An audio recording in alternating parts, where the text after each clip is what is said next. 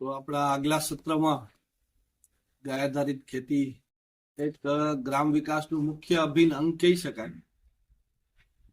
રોજગારી અને સ્વાવલંબન માટેનું અભિન્ન અંગ છે અને જીવન માટેનું પણ અભિન્ન અંગ છે એવું ખેતી. એની જયારે પરિવર્તનની વાત આવે તો ખેડૂત સામાન્ય રીતે ખાતર અને દવાનું કોઈ સમાધાન આપો એવું માગે, બીજું તો બધું એને આવડતું હોય. તો ખાતરની વાત મેં તમને વિસ્તૃત રીતે ખાતરની કલ્પના અને એની વ્યાખ્યા શું છે અને એ કઈ રીતે આપણે સહજ ઉપલબ્ધ છે એની વાત આપણે કરી. હવે છે રોગ અને જીવાત. તો રોગ એટલે શું? તો કે જોઈ ન શકાય પરંતુ નુકસાન કરે. આપણે મોબાઈલ બધા સાયલેન્ટ કરી જોઈ લઈ, કોઈનો મોબાઈલ ચાલુ થઈ ગયો હોય તો.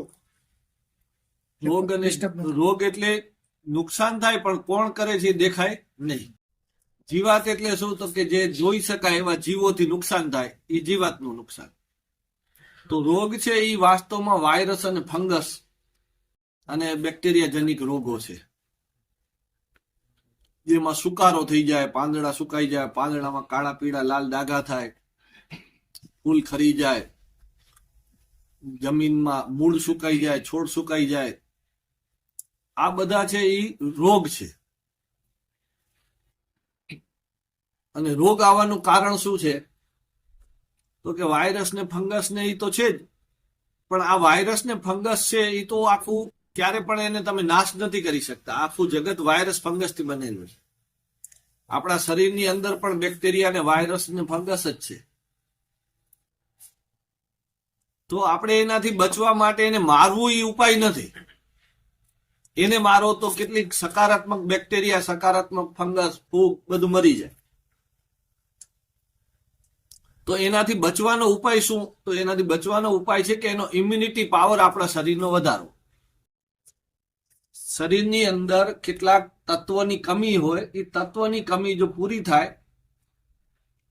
તો શરીરની તાકાત છે એ જળવાઈ રહે. અને શરીરની તાકાત જળવાઈ રહે તો આ વાયરસ અને ફંગસ કે બેક્ટેરિયા જનિક જે કઈ નુકસાન છે એ આપણે થાય નહીં. દાખલા તરીકે કોરોના હતો એ શું હતું? વાયરસ હતું. હવે એની દવા નથી હોતી, કારણ કે વાયરસને મારવા જાવ તો બીજું મરી જાય. શરીરની અંદર કેટલાય જીવો છે એ બધે મરી જાય. તો પછી એને માર્યા વગર એને રોકવું કેમ? એલોપેથી પાસે ઉપાય નથી. એટલે કોરોનામાં કોને ફાયદો થયો? તો કે જે હોસ્પિટલમાં ન ગયા એને ફાયદો થયો. એને બી કોમ્પ્લેક્સ ને વિટામિનના ઇન્જેક્શનો દીધા પણ એ કામ ના આવ્યા. કેટલાકને કામ આવે ને કેટલાકને ના આવ્યા.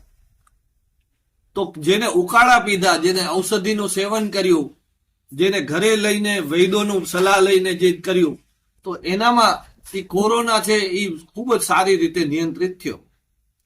તો ઔષધો ખાવાથી શું થાય? ઔષધ છે એ બધા તત્વો છે, એ શરીરમાં તત્વની જે કમી હતી એ તત્વની કમીથી એ આપણે ઔષધો દ્વારા પૂરી કરી. એટલે આપણે ઇમ્યુનિટી પાવર જે ડાઉન થયો તો તત્વની કમી હતી પૂરી. એટલે રોગ એટલે શું થાય કે તત્વની કમી.